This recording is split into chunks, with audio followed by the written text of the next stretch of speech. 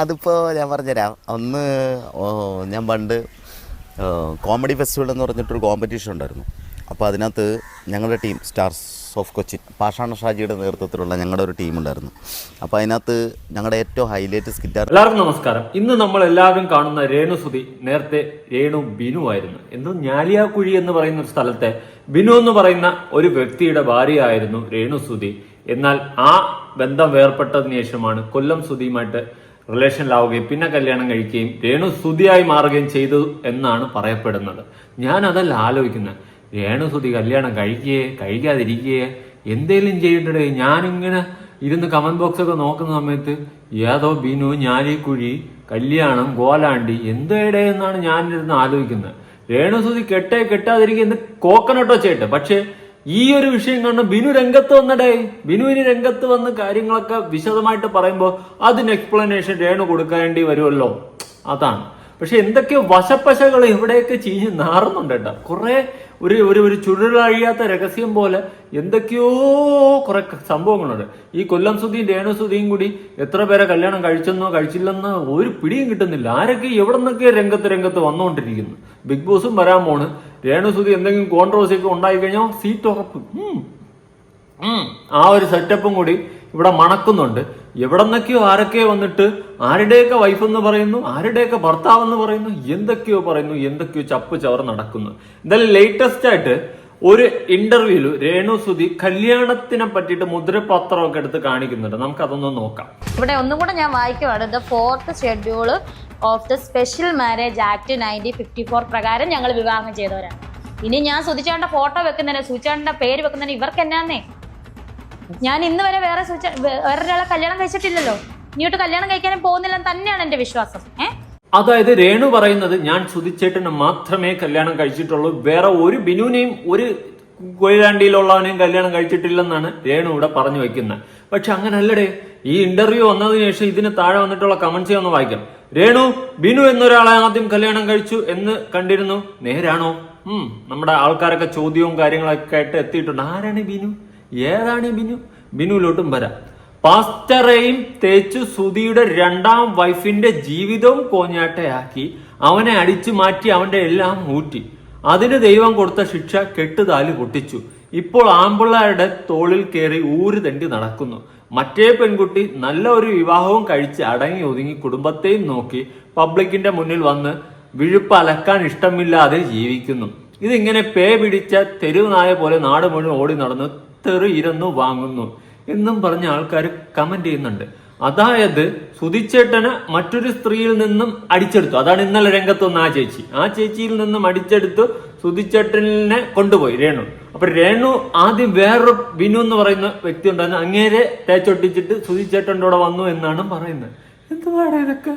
എനിക്കറിയാൻ പാടില്ല. നേരാണ്. കോട്ടയം ഞാലിയാക്കുഴി ഒരു ബിനുവിന്റെ ഭാര്യയായിരുന്നെന്ന് അറിയാം. അതോ ബിനു എന്ത് സംഭവം എന്താ ദൈവത്തിനറിയാം. അപ്പോ രേണുവിന്റെ ആദ്യ ഭർത്താവ് എന്തിയെ പലതും പറയുന്നു കൊണ്ട് ചോദിച്ചത്. ആൾക്കാർ മൊത്തം ചർച്ചാ വിഷയമായി. അതേ തൊലിഞ്ഞല്ല കേട്ടെ.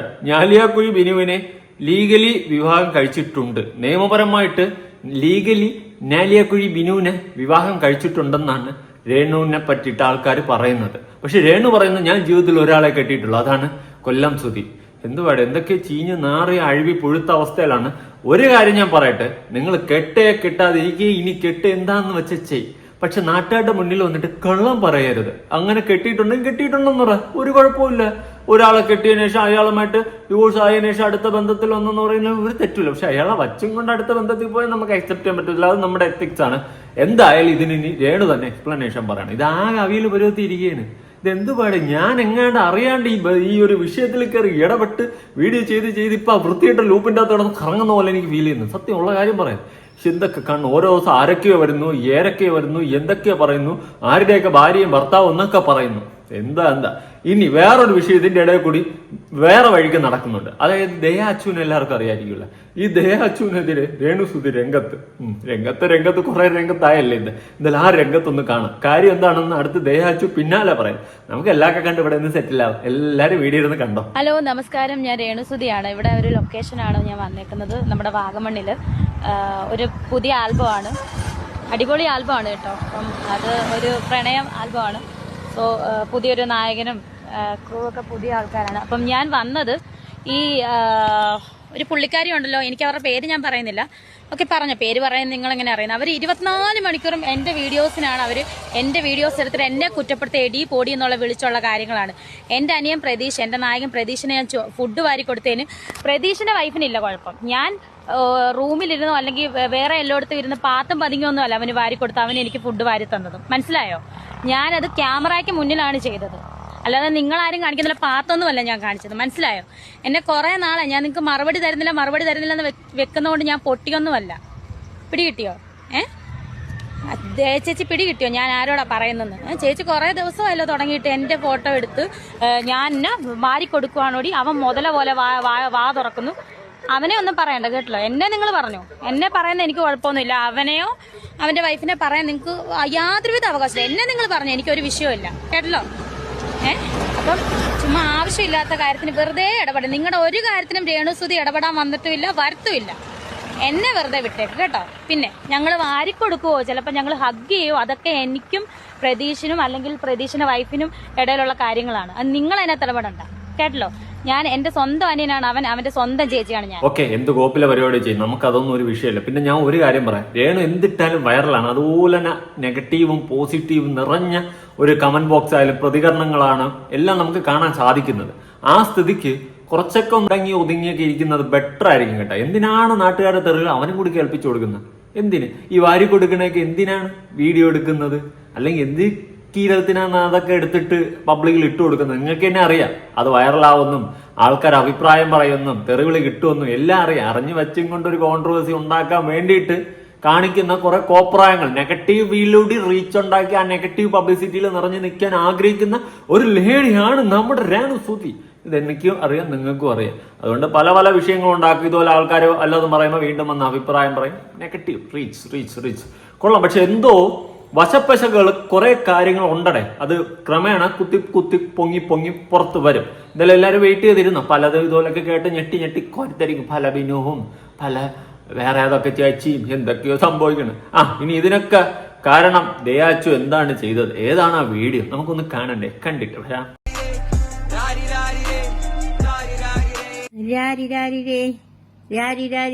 ഇപ്പോഴാ പാട്ടിനൊരു അർത്ഥം ഉണ്ടായത്. രാരി കുണ്ണുകാവുകൾ 2 കണ്ടില്ലേ?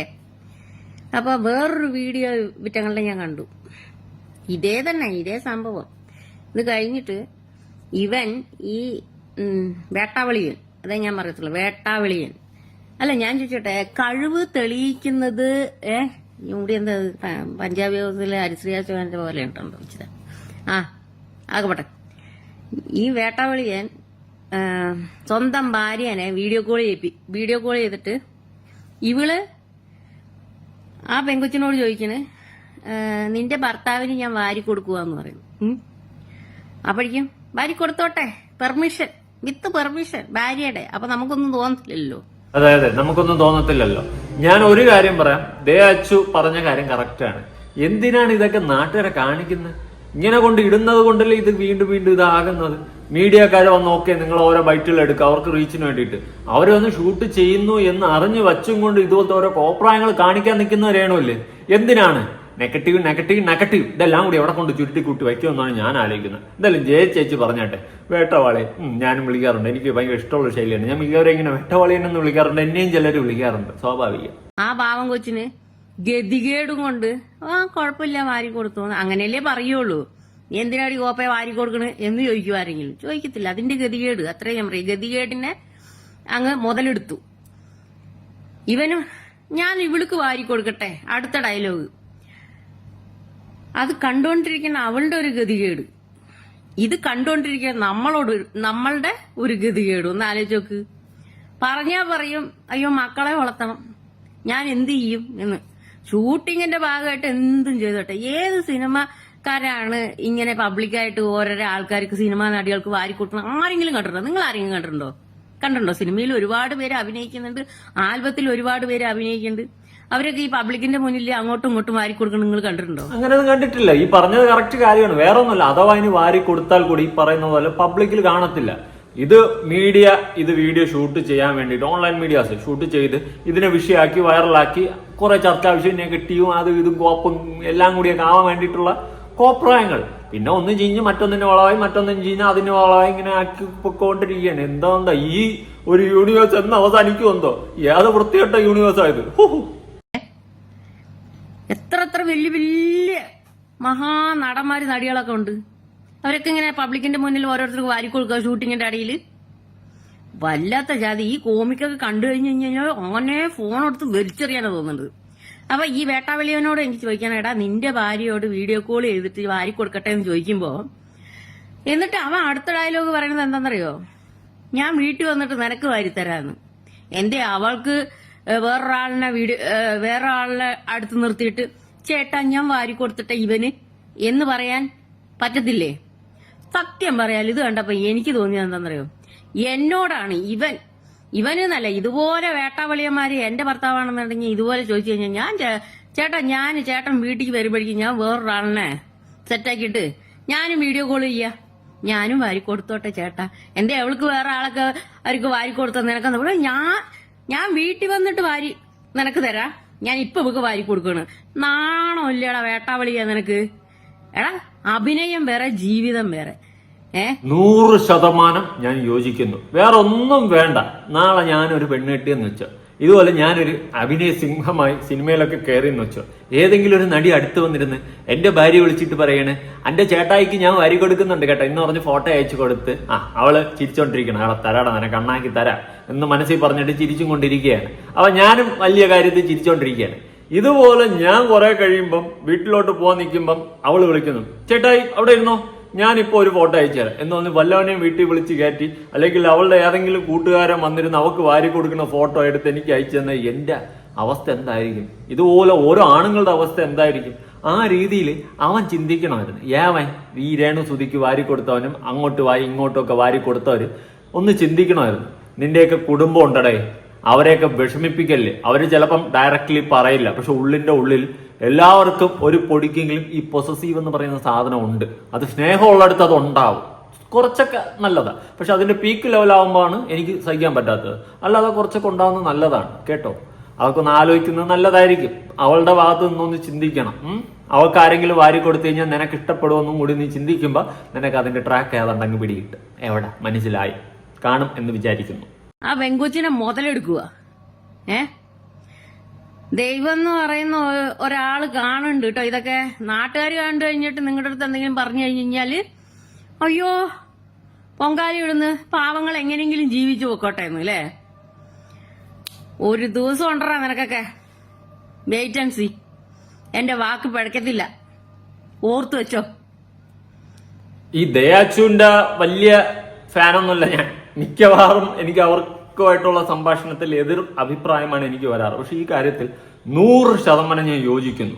സത്യം അവർ പറഞ്ഞ കാര്യങ്ങളൊക്കെ ഉള്ളതായതുകൊണ്ടാണ് ഞാനത് സപ്പോർട്ട് ചെയ്ത് സംസാരിച്ചത്. എനിക്കത് കറക്റ്റായിട്ട് തോന്നി. എന്തായാലും രേണു കുറച്ചൊക്കെ ഒന്ന് ഒരു പൊടിക്ക് അടങ്ങുന്നത് നല്ലതായിരിക്കും. നിങ്ങൾ കാരണം മറ്റുള്ളവന്റെ കുടുംബം കൂടി കുട്ടിച്ചോറാകുന്ന അവസ്ഥയിലോട്ട് കൊണ്ടെത്തിക്കാതിരിക്കുക. അത് നിങ്ങളെ കൊണ്ട് സാധിക്കും. പിന്നെ ബിനു ഏതാണ് ഈ മറ്റേ കോയിലാണ്ടി ബിനു, ഏതോ ഒരു ബിനുവിന്റെ കേസൊക്കെ നാട്ടുകാർ പറയുന്നത്. ഇതിനെയൊക്കെ പറ്റി എന്താണ് അഭിപ്രായം രേണു? ഒന്ന് കമന്റ് ചെയ്താഴെ, ഞാൻ ഒന്ന് കാണട്ടെ. പുതിയൊരു വീഡിയോ ആയിട്ടാണ്. ബൈ.